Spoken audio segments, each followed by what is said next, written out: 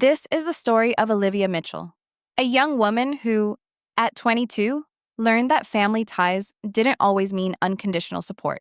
For 18 years, she had been the quintessential daughter, the straight A student, the overachiever in extracurriculars, the future doctor her parents proudly showcased at every family gathering. Then came a pivotal summer evening.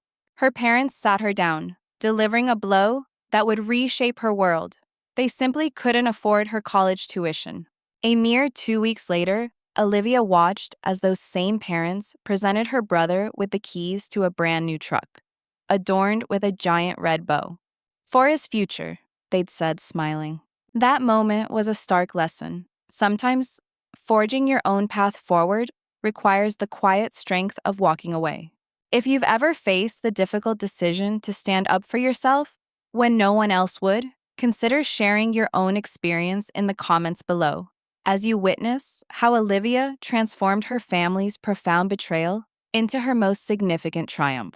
Growing up in the small town of Millfield, Ohio, with its population of just 8,000, Olivia had never questioned her place, not in the world, and certainly not within her family unit.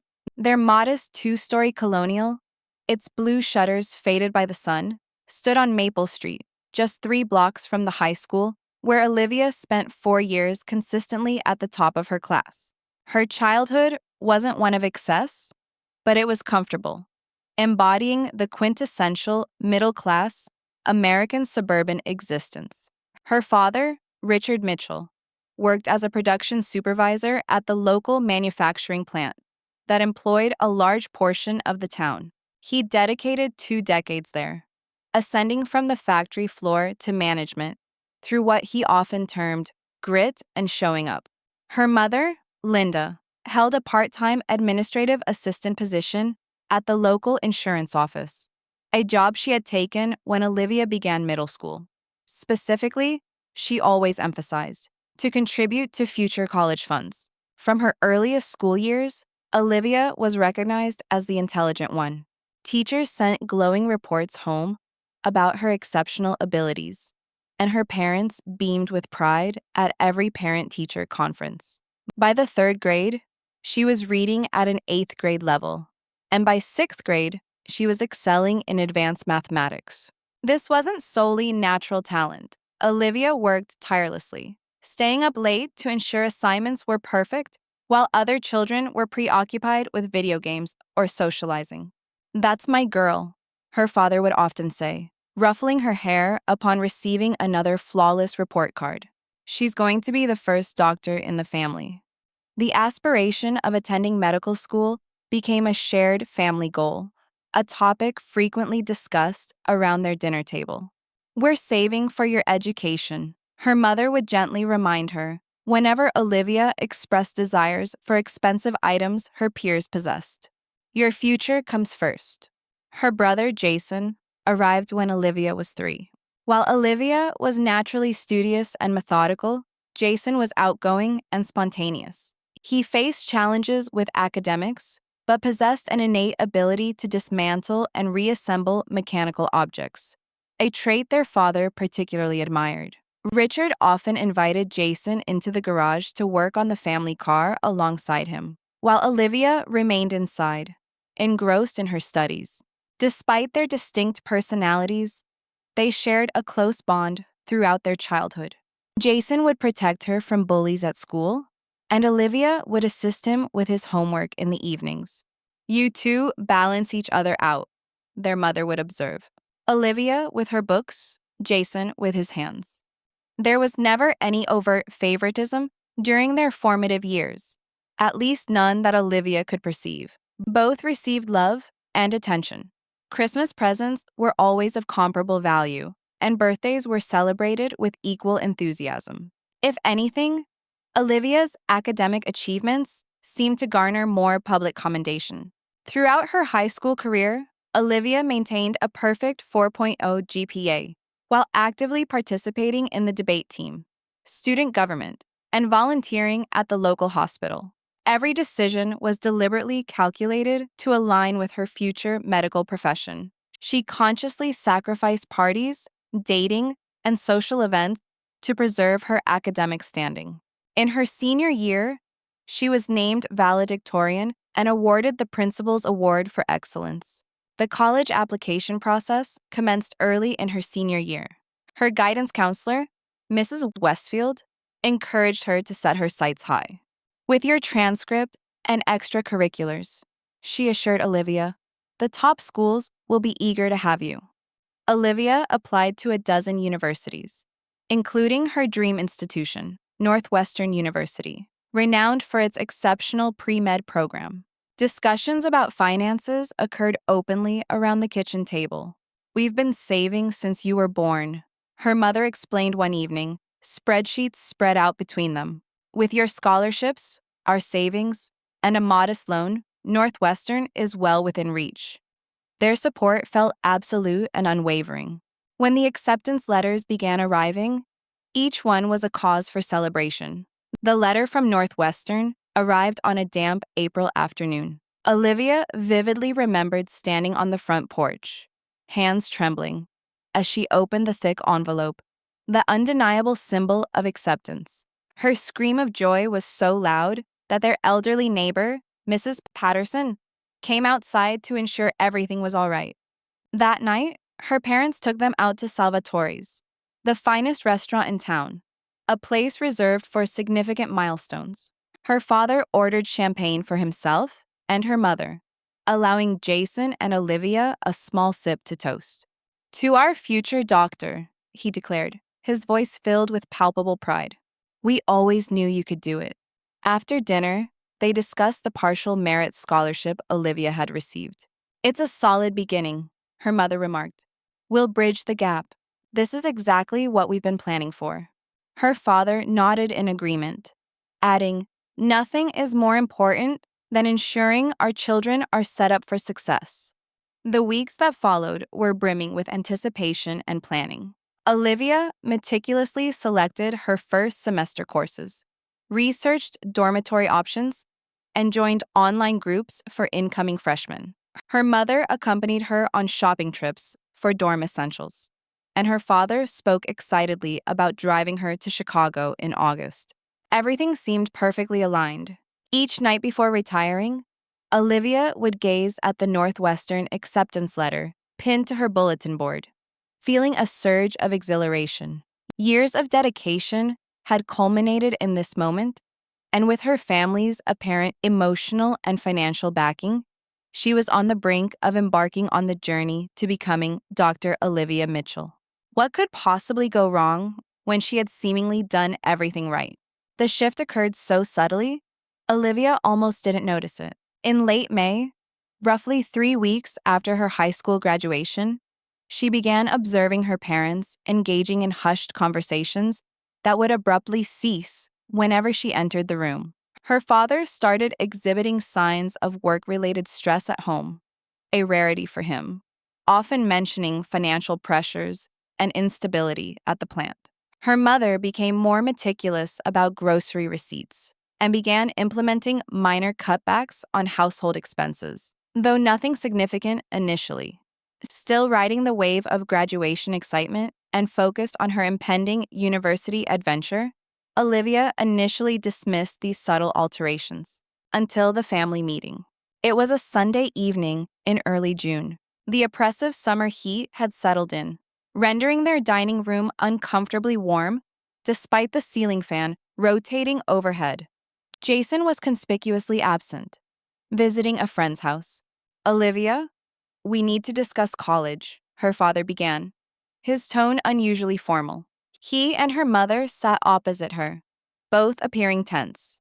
Her father's hands were tightly clasped on the table, his knuckles stark white. Her mother repeatedly adjusted her glass of water, avoiding eye contact. Is everything all right? Olivia asked, anxiety instantly blossoming in her chest. Her father cleared his throat. Your mother and I have been reviewing our finances. He paused, glancing at her mother. We've realized we simply can't afford Northwestern after all. The statement hung in the air, heavy and palpable. Olivia waited for further explanation, for a proposed solution, for the inevitable, but here's what we'll do instead, that would rectify the situation. What do you mean? She finally managed, her voice barely a whisper. Her mother quickly interjected, explaining that some investments hadn't performed as anticipated, and there had been unforeseen expenses throughout the year. They simply didn't possess the savings they had believed they did. But you said we've been planning this for years? Olivia stammered, recalling all the times they had reassured her about the college funds. Her father nodded gravely. We know, sweetheart. We're disappointed as well. But sometimes life throws curveballs. They proceeded to outline various alternatives, attending the local community college for 2 years before transferring, taking out larger student loans, postponing enrollment altogether, and working for a year. Each suggestion felt like another brick being added to a growing weight on her chest, making it progressively harder to breathe. Northwestern is offering me a half scholarship, Olivia reminded them, her voice laced with desperation. And I can work part-time. Even with the scholarship, we're looking at $20,000 a year that we cannot provide. Her father explained, sliding a calculator across the table, displaying figures he had meticulously calculated. That's $80,000 over 4 years, before even considering medical school. Olivia spent the remainder of the evening in a daze. Her entire future, the singular path she had diligently pursued with her parents' unwavering encouragement, was abruptly blocked. She retreated to her room, sitting cross-legged on her bed, surrounded by Northwestern brochures and course catalogs, attempting to process the devastating news. The subsequent days blurred into a cycle of intense research. She investigated every conceivable scholarship opportunity, calculated potential work hours against the demanding study requirements, and explored loan options. She approached her parents each evening with new proposals. Each one met with regretful headshakes and vague explanations about fiscal responsibility and the necessity of living within their means. One evening, upon returning from the library where she had been researching financial aid options, Olivia overheard her parents arguing in their bedroom. We should just tell her the truth. Her mother's voice was strained. And say what, exactly? Her father retorted. You know this is the right decision for the family. But we promised her, Richard. For years, we promised. Things change. Priorities change. She's smart. She'll adjust.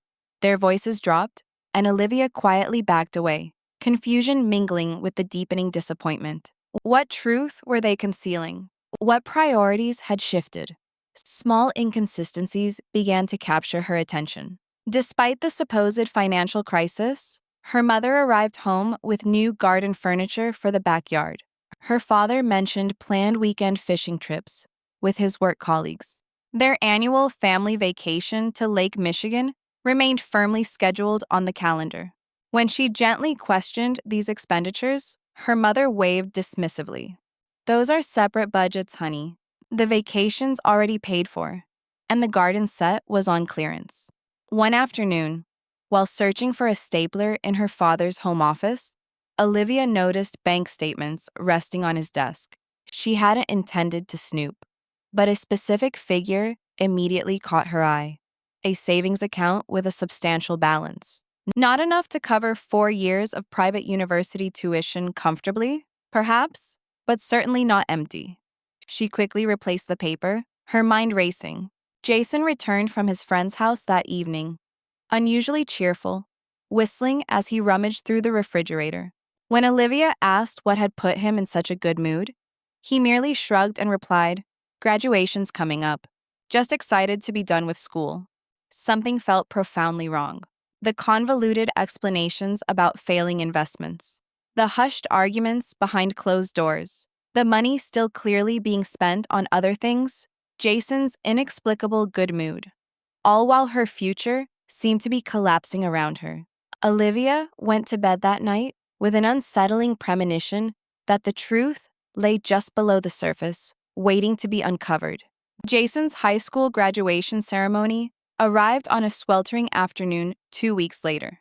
The school gymnasium was filled to capacity with proud families, fanning themselves with programs in the thick air heavy with perfume, aftershave, and anticipation. Olivia sat between her parents in the third row, reserved for families of honor students. Jason had barely managed to scrape by with a 3.0 GPA, but his position as captain of the wrestling team had earned him special recognition. When his name was called, her parents surged to their feet, applauding wildly. Her father even produced a piercing whistle with his fingers, something he had never done at Olivia's own graduation ceremony. She stood and clapped as well, genuinely happy for her brother, despite her own lingering disappointment casting a shadow in the background. Mitchell family, please meet outside by the oak tree for photos, her mother instructed as they filed out after the ceremony. Their extended family had traveled for the occasion. Grandparents from Florida, aunts and uncles from neighboring states, cousins Olivia hadn't seen in years. They gathered under the massive oak tree, posing for the standard graduation photos. Jason in his blue cap and gown holding his diploma. Jason with his mother and father. Jason with his grandparents. Jason with Olivia. Throughout the process, her father kept checking his watch and exchanging knowing glances with her uncles, who seemed unusually excited about something. "All right, everyone," her father announced after the photos were complete. "We have a special surprise. Please follow us to the parking lot." A ripple of excited murmurs passed through the family as they processed to the far end of the school parking lot. As they rounded the corner, Olivia saw it. A brand new Ford F-150 truck, gleaming black with polished chrome accents, a massive red bow conspicuously attached to the hood. It sat slightly apart from the other vehicles, clearly intended to be the center of attention. For one surreal moment, Olivia didn't make the connection. Then, her father pulled a set of keys from his pocket, the Ford logo clearly visible on the key fob. "Jason," he said, his voice booming with pride, "your mother and I couldn't be prouder of the young man you've become. As you begin your journey into the construction trade, we wanted to ensure you had reliable transportation for your future. This truck is yours, son." The family erupted in cheers and applause. Jason's face transformed with a mixture of shock and pure joy as he sprinted towards the vehicle, running his hands over its polished surface in stunned disbelief. "Are you serious? This is mine?" His mother nodded tearfully.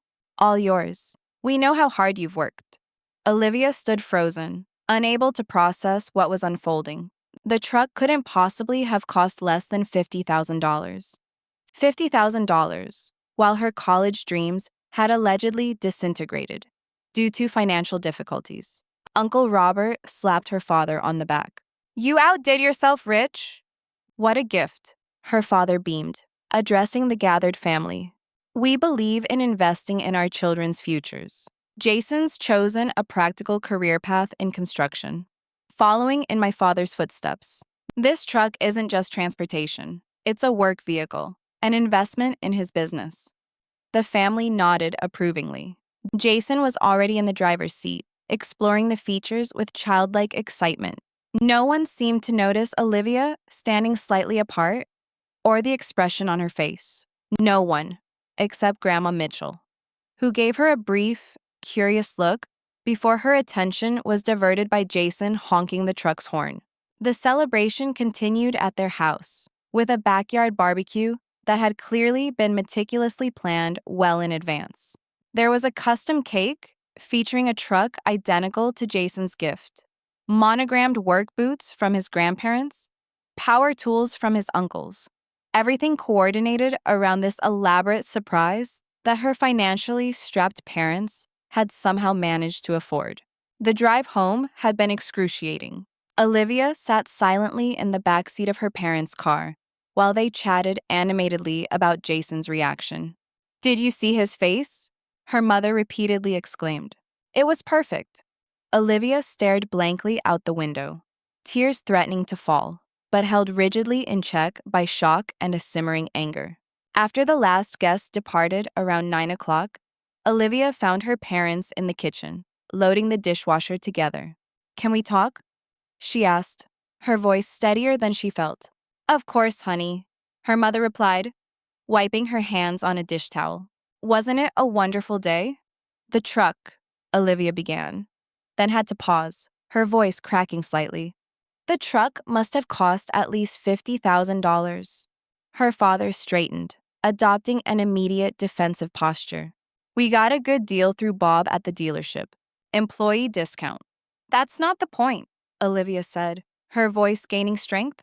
2 weeks ago, you told me you couldn't afford $20,000 a year for my education. Today, you bought Jason a $50,000 truck. Make it make sense. Her mother sighed. It's not the same thing, Olivia. This is a one-time purchase, not 4 years of ongoing expenses. One time? Olivia echoed. Dad just told everyone it's an investment in Jason's future. What about my future? Medical school is an uncertain path, her father interjected. 8 years minimum of education, mountains of debt, and no guarantee of success. Jason's chosen a practical career. Construction always needs workers, and he'll be earning while you'd still be studying. So this is about return on investment? Olivia asked incredulously.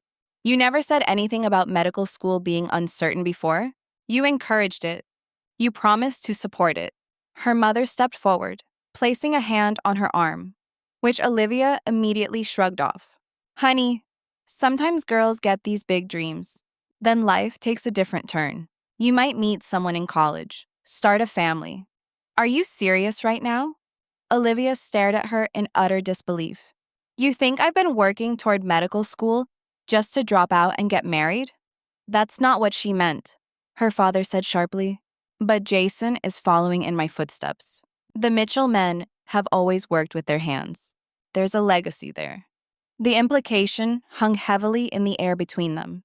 Jason was the son, the continuation of the Mitchell name, the legacy. Olivia was temporary, an investment with diminishing returns once marriage took her away from the family. She looked at these people she thought she knew, feeling something fundamental shift inside her. So if I were a boy? Don't make this about gender, her father snapped, but his eyes slid away from hers, and her mother suddenly became intensely interested in rearranging already clean countertops. The truth was as stark and clear as the summer sky outside.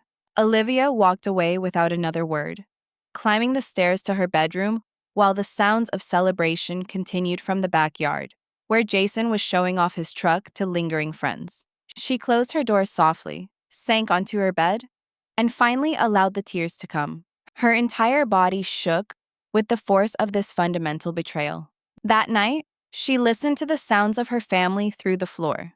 Laughter, conversation, celebration. For the first time in her life, she felt like a stranger in her own home.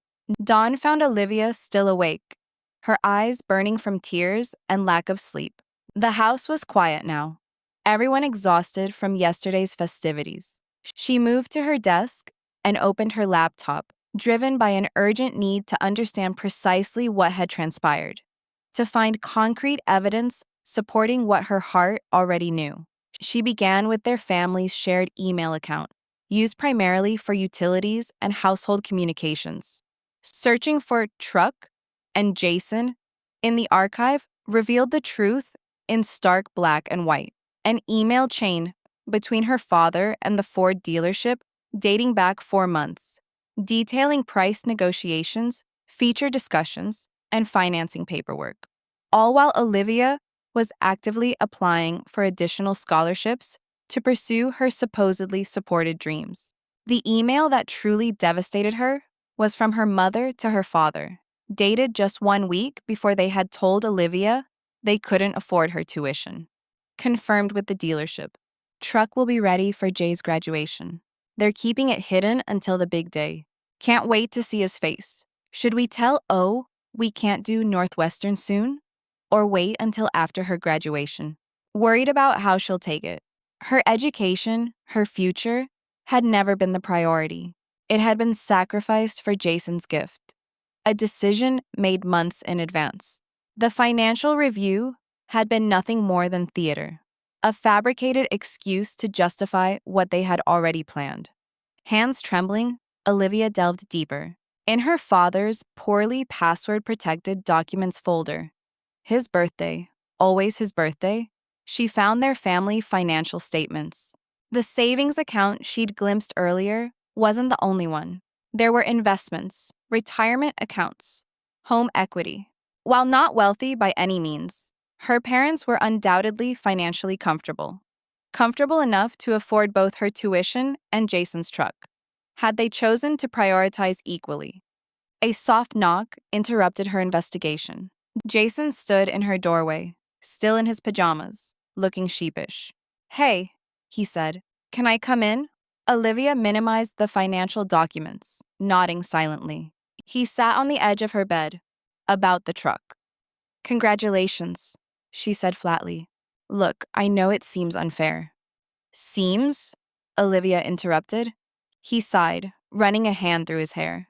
"Dad's been talking about getting me set up in construction for years. He's already lined up apprenticeships with his buddies, and the truck is part of that, for hauling stuff.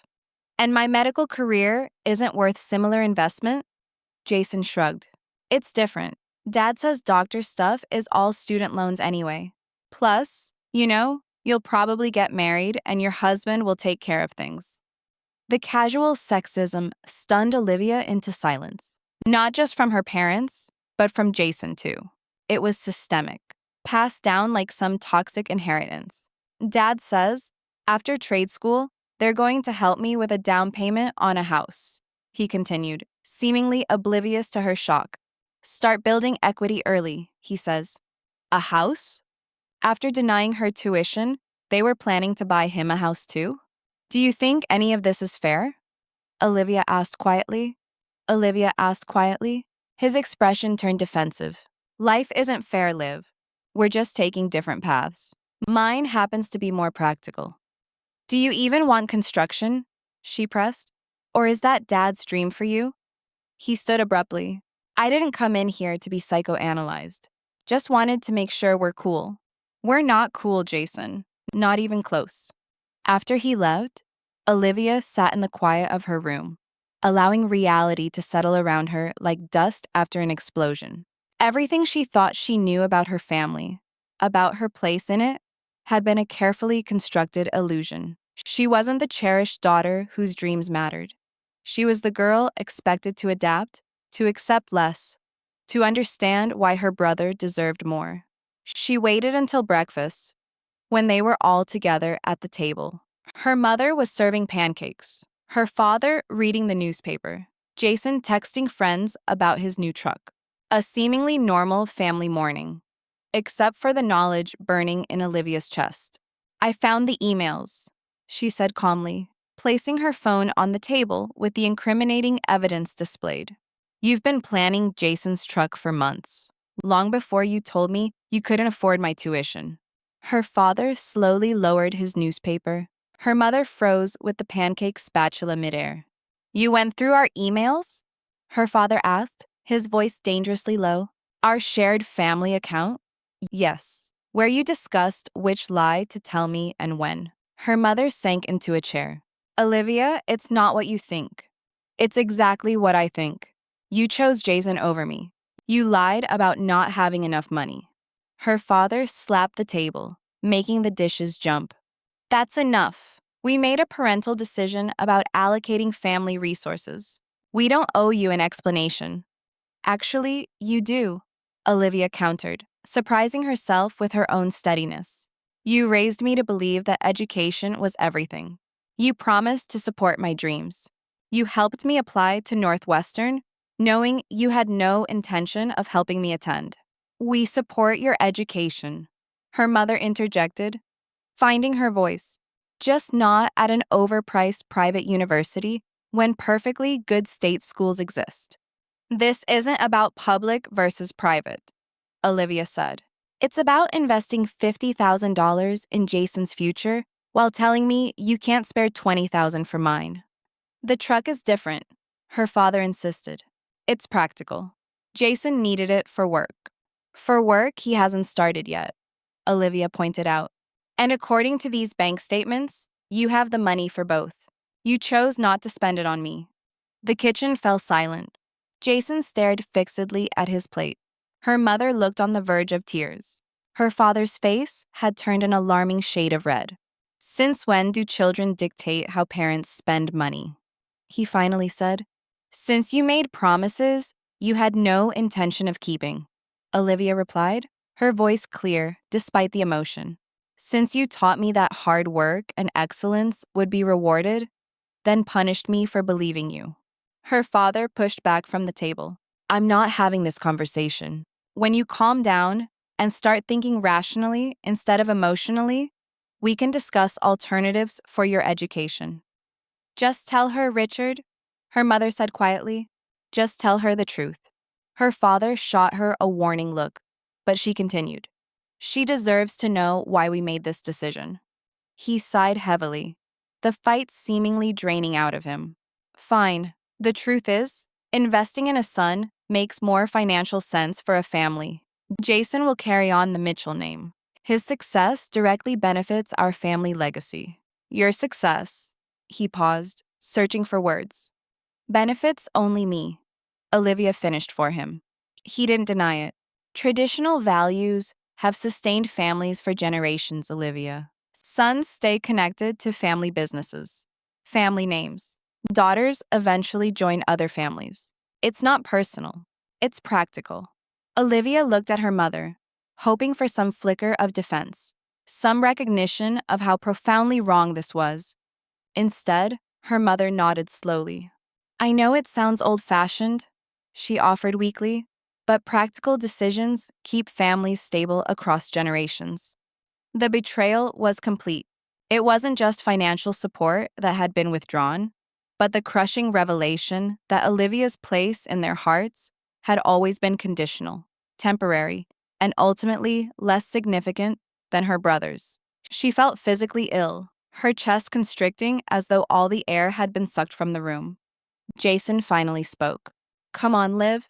It's not that big a deal. Take out some loans, like normal people. The casual dismissal of her pain from the brother she had helped through every school project, every difficult subject, broke something final inside her. Olivia stood up slowly, her legs unsteady. You didn't just betray my education, she said, looking at each family member in turn. You betrayed who I thought we were as a family. You made me believe I mattered as much as Jason. That was the real lie. She walked out of the kitchen, climbed the stairs to her room, and closed the door softly behind her. Then, she collapsed to the floor, her hand pressed against her mouth to stifle the sobs that tore through her, her entire body shaking with the force of this fundamental betrayal. Through the floor, she could still hear the murmur of conversation continuing without her, life proceeding as though her world hadn't just imploded. She curled into herself, surrounded by Northwestern acceptance letters and valedictorian medals, academic achievements that had apparently never been enough to secure her equal place in the Mitchell family. It was 3 a.m., the quietest hour of night, when even the house itself seemed to be sleeping. Olivia sat cross-legged on her bed, her laptop glowing in the darkness, illuminating tear-streaked cheeks she no longer bothered to wipe. The emotional collapse had given way to something else, cold, clear determination. If her family wouldn't invest in her future, she would find another way. She refused to abandon her dreams because of their betrayal. She spent hours researching every possible scholarship opportunity, focusing intensely on those still accepting late applications. The Edmonds Foundation Scholarship for Exceptional Students caught her attention. A full ride for students, demonstrating academic excellence and resilience in the face of significant obstacles. It required an essay, recommendation letters, and an interview, all within the next 2 weeks. With trembling fingers, she typed an email to Mrs. Westfield, her high school guidance counselor. Despite the hour, she knew she needed to reach out immediately. Mrs. Westfield, the email began, I'm facing an unexpected financial crisis with my Northwestern plans. My parents have withdrawn all support. Are you available to discuss emergency scholarship options tomorrow? I'm determined to find a way forward. Olivia Mitchell. At first light, Olivia slipped out of the house before anyone awoke and walked to the local coffee shop with free Wi-Fi. Mrs. Westfield had already responded, offering to meet her at her office at 9 a.m. Bring all your financial information, she had written. We'll figure this out. The high school felt eerily empty during summer break. Mrs. Westfield waited in her office, concern evident in her expression when she saw Olivia's exhausted state. Olivia, what happened? She asked, gesturing to the chair across from her desk.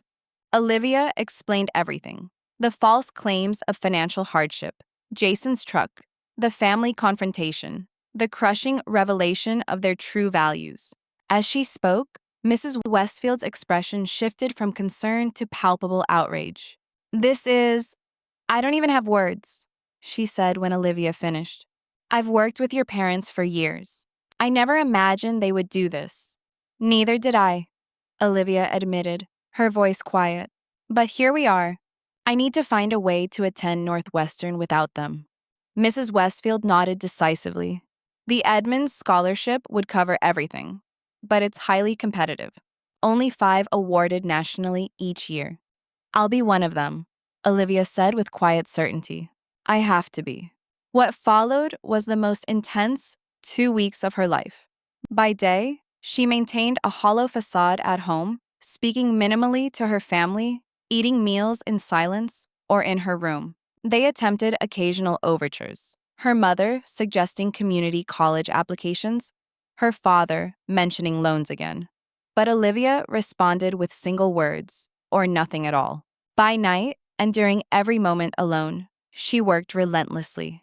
The scholarship essay required a detailed explanation of her circumstances and how she planned to overcome them. Mrs. Westfield helped her craft language that was honest without being melodramatic, emphasizing her resilience rather than portraying herself as a victim. The committee doesn't want to award pity scholarships, she explained. They want to invest in students who will succeed despite obstacles. They secured strong recommendation letters from her principal, her hospital volunteer coordinator, and her debate team coach. Each spoke to different aspects of her character: academic excellence, compassion, persuasive articulation. Mrs. Westfield herself wrote the 4th letter, addressing Olivia's newfound circumstances with professional delicacy and deep personal conviction. The financial documentation proved tricky.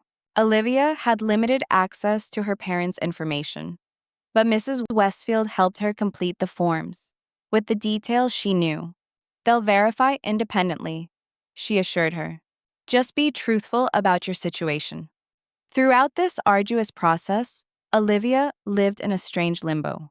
At home, her parents seemed uncertain how to approach her after the confrontation. Her mother left plates of food outside her door when she skipped meals. Her father made awkward attempts at small talk about the weather. Jason avoided her entirely, spending most of his time with his friends or proudly driving his new truck around town. With the application finally complete, Olivia submitted everything electronically from Mrs. Westfield's office. 3 days later, she received an email requesting a video interview with the scholarship committee, scheduled for the following Monday at 10 a.m. Mrs. Westfield immediately offered her office for the interview. You need privacy and good internet, she said, and maybe a friendly face nearby. The interview panel consisted of 5 people: the foundation director, 2 university administrators, a corporate sponsor, and a previous scholarship recipient. For 90 intense minutes, they questioned her about everything from her academic goals to ethical perspectives to how she handled failure. When they asked about her family situation, Olivia took a deep breath and told the truth, without embellishment or self-pity. I always believed my academic achievements would be supported, as promised, throughout my childhood, she explained calmly. When that support was withdrawn in favor of my brother's more practical career path, I realized I needed to create my own opportunities. I'm not asking for this scholarship because I deserve it more than others, but because I will maximize its impact through dedication to medicine and future service. Afterward, Mrs. Westfield hugged her tightly. That was perfect, Olivia. Dignified and powerful. Now we wait. The waiting proved excruciating. At home, tensions remained high.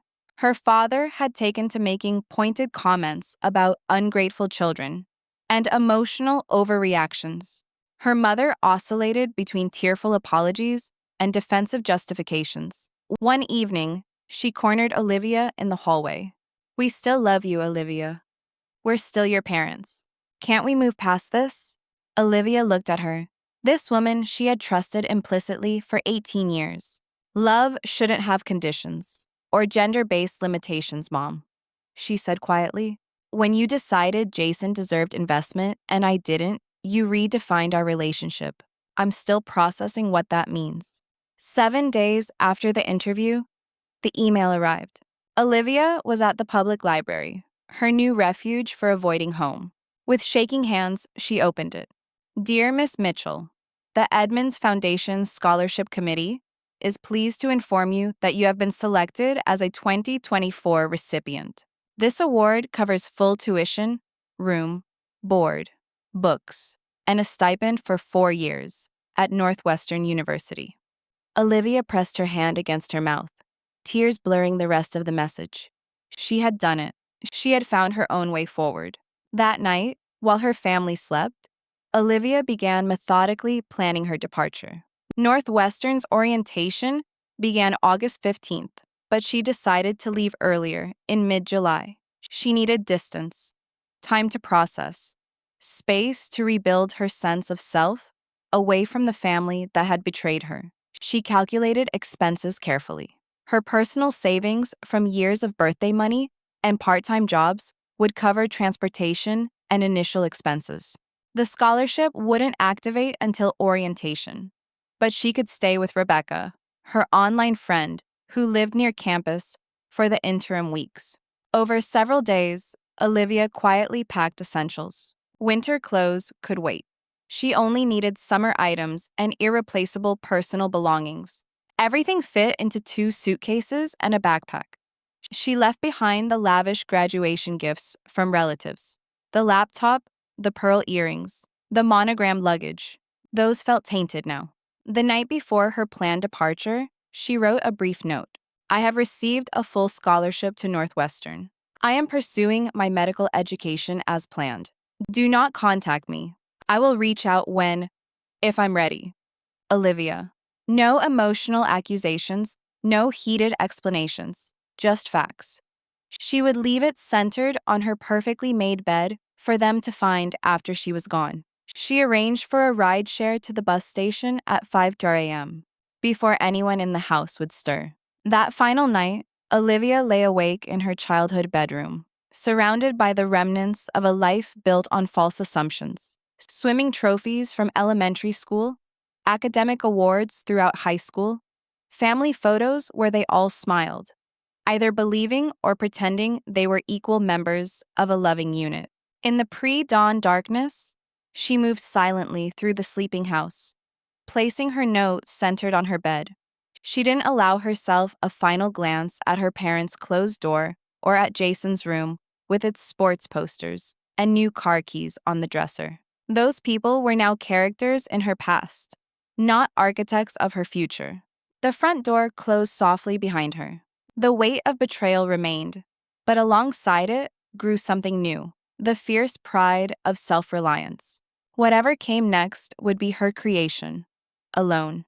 In the growing light of dawn, Olivia walked away from the Mitchell family home, 2 suitcases containing her remaining connections to childhood and a determination that would never again be dependent on anyone else's validation. The Greyhound bus pulled into Chicago Station at 2 in the afternoon on a brutally hot July day. Sweating in jeans and a t-shirt, Olivia dragged her suitcases through the crowded terminal, searching for the exit. After 18 hours of travel, a local bus to Cleveland, an overnight Greyhound to Chicago, exhaustion competed with anxiety and a strange, buoyant sense of freedom. Rebecca waited outside, instantly recognizable from their video chats over the past year. They had met in an online pre-med forum, bonding over shared interests and goals. When Olivia had explained her situation in a tearful late-night call, Rebecca immediately offered her apartment couch until the dormitories opened. Olivia, she called, waving enthusiastically. Over here. Her hug felt like the first genuine human connection Olivia had experienced in weeks. She helped with her bags, chattering about neighborhood restaurants and campus landmarks they would visit. Her easy warmth began thawing something frozen deep inside Olivia. Rebecca's apartment, shared with two other students, was tiny but welcoming. The couch that would be Olivia's bed for 3 weeks looked more inviting than her bedroom at home had felt in those final days. It's not much, Rebecca apologized. But mi casa es su casa. It's perfect, Olivia assured her, meaning it. This shabby couch represented independence, chosen connections rather than obligatory ones. The first night, lying awake under borrowed blankets, while Rebecca's roommates quietly moved around the apartment, homesickness hit with unexpected force. Not for her parents or even her childhood home, but for the certainty she had once felt about her place in the world. She had lost not just family support, but an entire framework for understanding relationships and trust. Mourning the loss brought renewed determination. Rebecca had classes, but left campus maps and her spare key. Explore, she encouraged. Start making it yours. Olivia spent that day wandering Northwestern's campus, an outsider looking in. Students attending summer sessions moved purposefully between buildings. She found the pre-med advising office, closed until orientation, and the dormitory where she'd been assigned a room. Standing outside these places, she felt simultaneously that she belonged and that she was a fraud who had had to scheme her way into belonging. By week 2, Olivia had established routines. Mornings were spent exploring campus, afternoons at a local coffee shop with free Wi-Fi, researching student jobs, and applying for campus positions. Evenings were spent cooking dinner with Rebecca and her roommates, who never questioned why a stranger occupied their living room or treated her with anything less than warmth. Her phone remained off. She checked it once after arriving, finding 37 missed calls and dozens of texts from her parents and Jason. The messages progressed from confused to angry to pleading. Olivia read none in detail, merely confirming they knew she was gone. Then she powered off the device, unable to handle their emotions while still processing her own. She found work as a research assistant in the university's biology department, starting immediately despite classes being weeks away. The professor, Dr. Eleanor Chen, needed help organizing data from summer experiments. The position paid modestly but offered invaluable experience and connection to her field. You're incredibly organized, Dr. Chen commented after Olivia's first week. Most freshmen require more supervision. I've learned to be self-sufficient, Olivia replied, leaving the complicated reasons unspoken.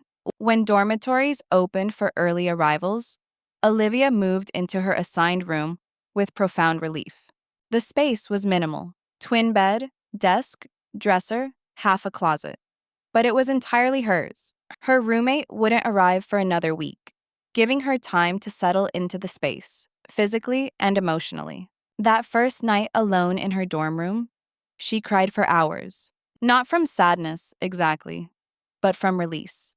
The tension of the summer, the shock of discovery, the stress of securing her future independently, the exhaustion of maintaining composure through it all, everything poured out in those private tears. By morning, she felt hollowed out, but somehow lighter. Classes began, and Olivia threw herself into academics with renewed purpose.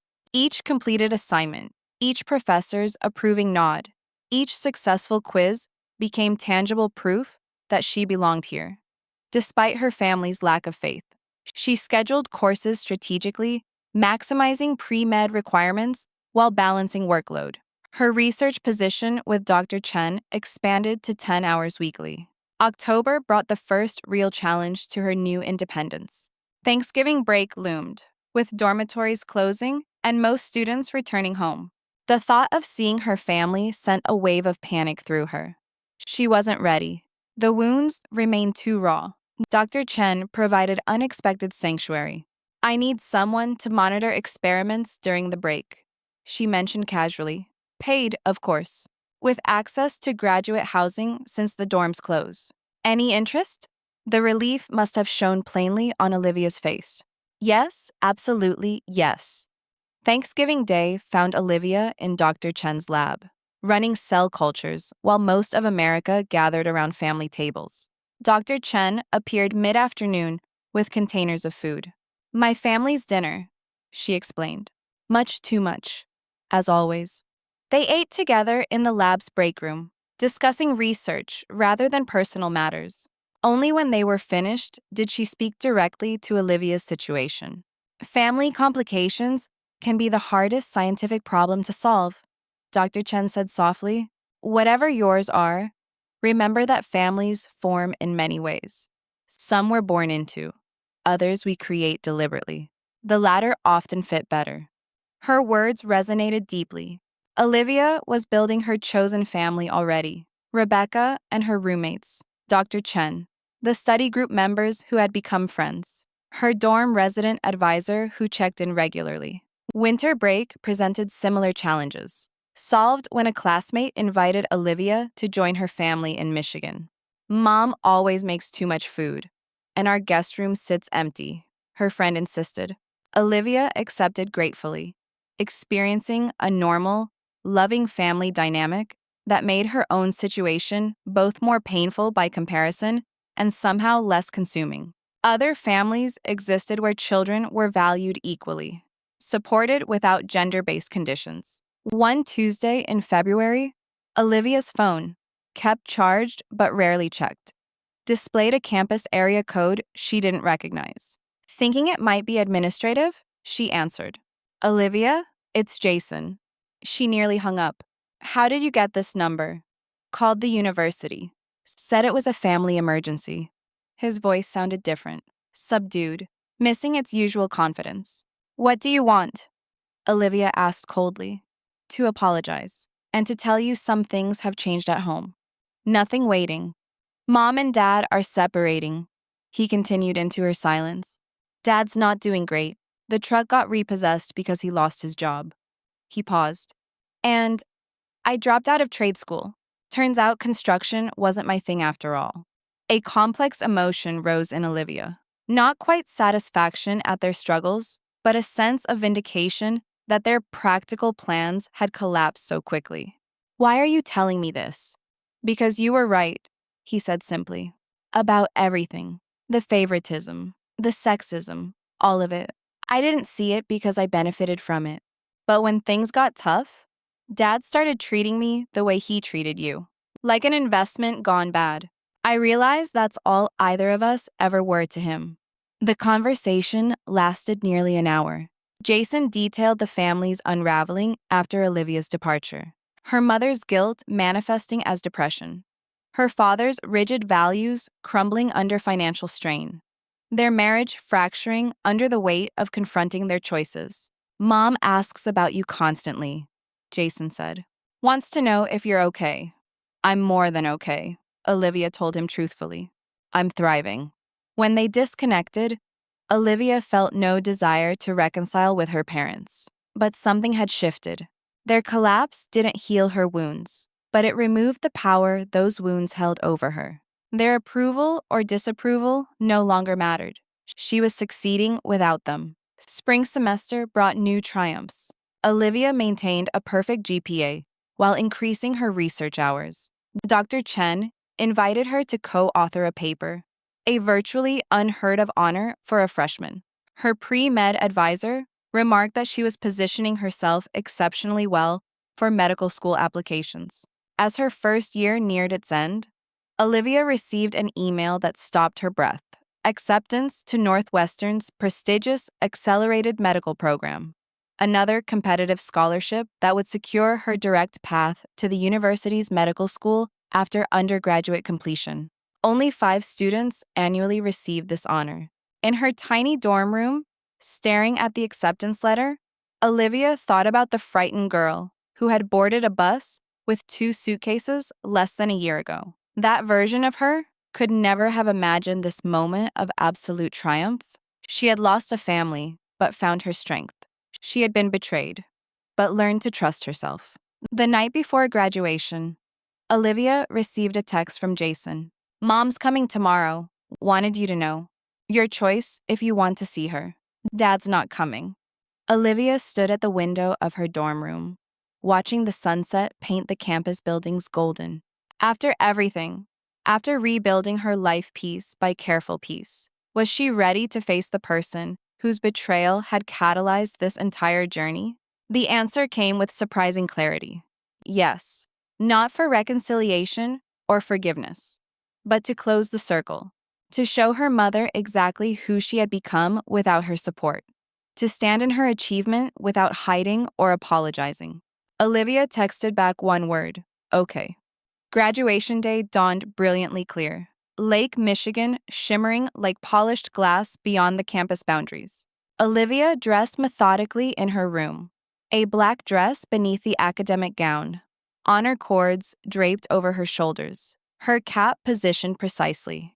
Each item represented triumph over circumstances that should have defeated her. Her roommate, Catherine, snapped photos as she prepared. First in our class, she kept saying proudly. They should make you give the speech instead of that boring dean. They joined the procession of graduates assembling outside the auditorium, faculty in colorful academic regalia lining the walkway. Dr. Chen was among them. She stepped forward as Olivia passed, briefly squeezing her hand. Extraordinary work, Olivia. This is just the beginning. Olivia hadn't told anyone about her mother's possible appearance. It felt too complicated to explain, too personal to share. She wasn't even certain her mother would actually come, despite Jason's text. Part of her hoped she wouldn't. As their procession reached the administration building, where they would collect name cards before entering the ceremony, Olivia saw her. Her mother stood near the information desk, looking smaller than Olivia remembered, her hair showing more gray. She appeared to be arguing with the assistant dean of students, gesturing emphatically. I need to know where my daughter is, Olivia heard her saying as she approached. Olivia Mitchell, I'm her mother.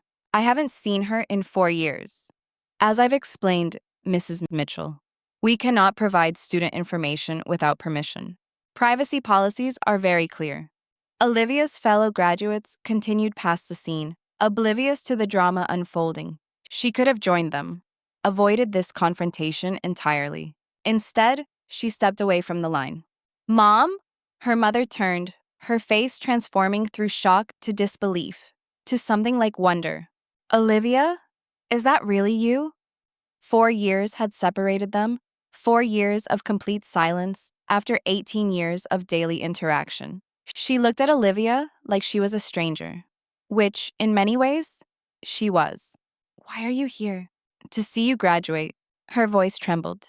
Jason told me. I had to come, even if you didn't want to see me. The assistant dean, sensing personal drama, discreetly stepped away.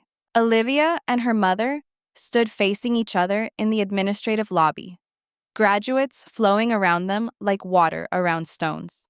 You look so grown up, her mother said. So confident. I am confident, Olivia replied. I did this without you. Or Dad. Without anyone's help. Her mother flinched slightly. I know. That's why I had to come. To tell you. I'm sorry. More sorry than you can imagine. Part of Olivia had imagined this moment, rehearsed cutting words designed to inflict the pain she had experienced. But standing before her mother's vulnerability, those prepared speeches evaporated. A lot has changed, Olivia said simply. Everything's changed. Her mother agreed. Your father and I separated 2 years ago. The divorce was finalized last month. Olivia nodded, having heard pieces from Jason's occasional texts. After you left, her mother continued, then stopped to steady her voice. After you left, nothing was the same. All our certainties collapsed. Jason dropped out of trade school. Your father lost his job when the plant downsized. The financial security we thought was so important vanished anyway. I'm sorry things have been difficult, Olivia said, surprised to partially mean it. Don't be. We deserved it. She looked down at her hands. The way we treated you was unforgivable. choosing to invest in Jason over you because of outdated sexist values. I participated in that decision. I can't undo it. No, Olivia agreed. No, Olivia agreed. You can't. Your father still can't admit he was wrong. His pride? She shook her head. It cost him everything.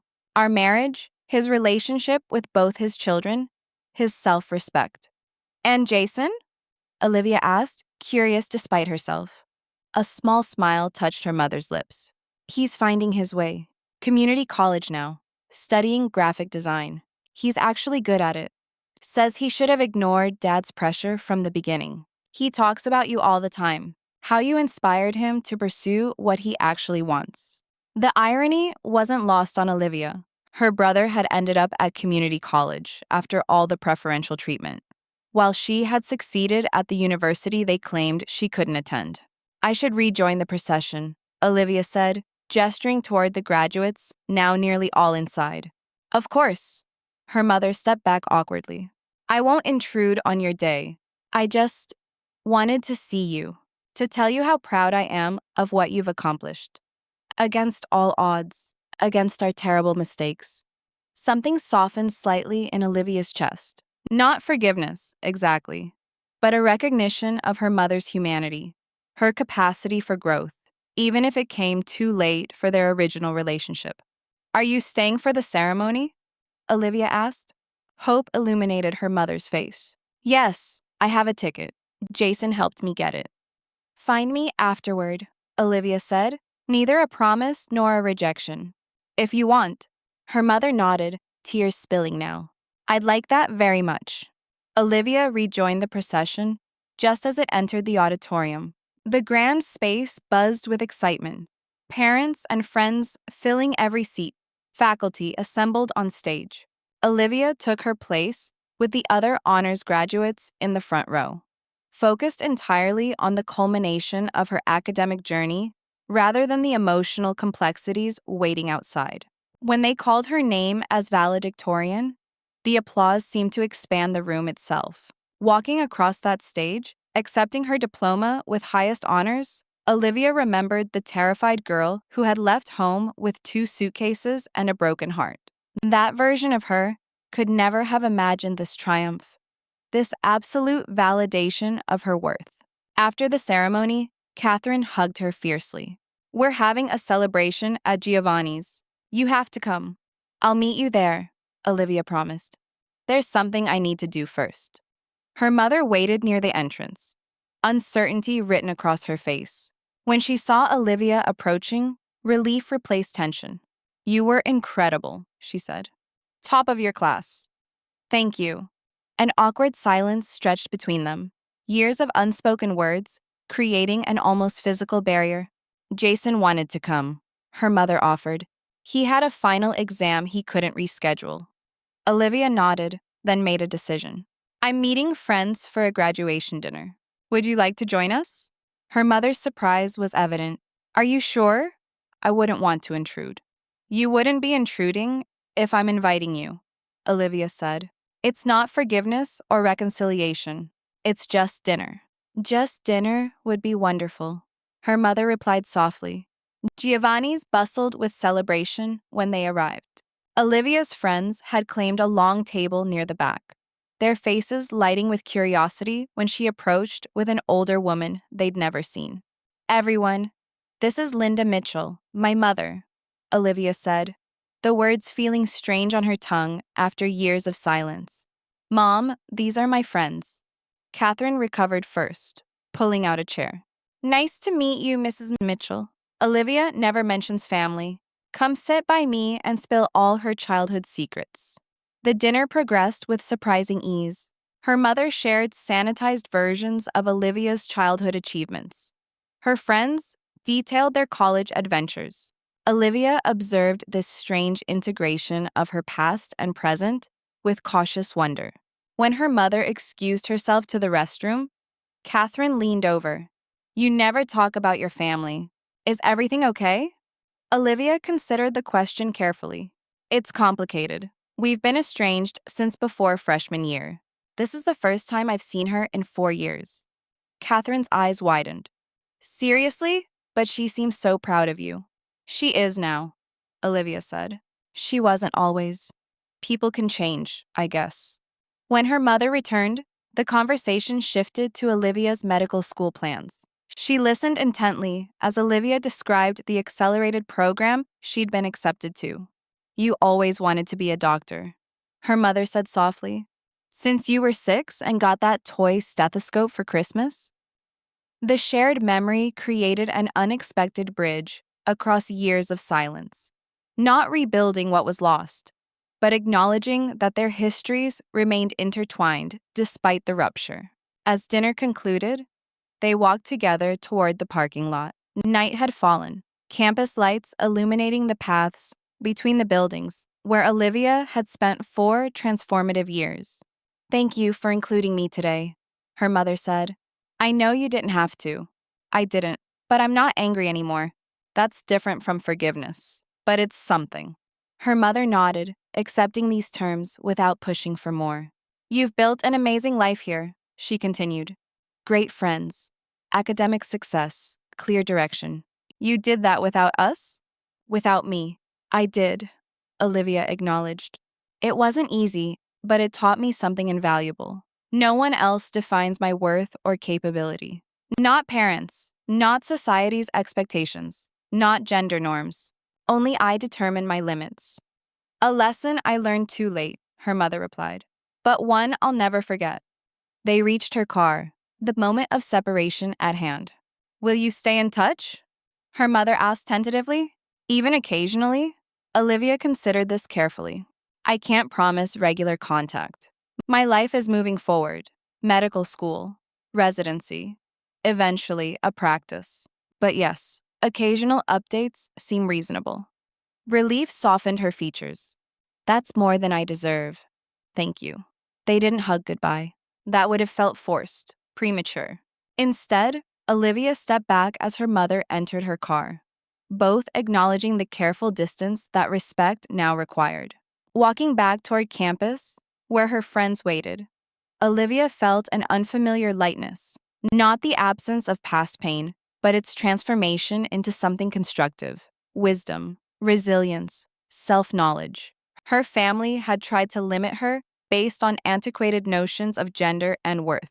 In breaking free, she hadn't just achieved academic success, she had discovered her capacity to define herself on her own terms, to build connections based on genuine value rather than obligation.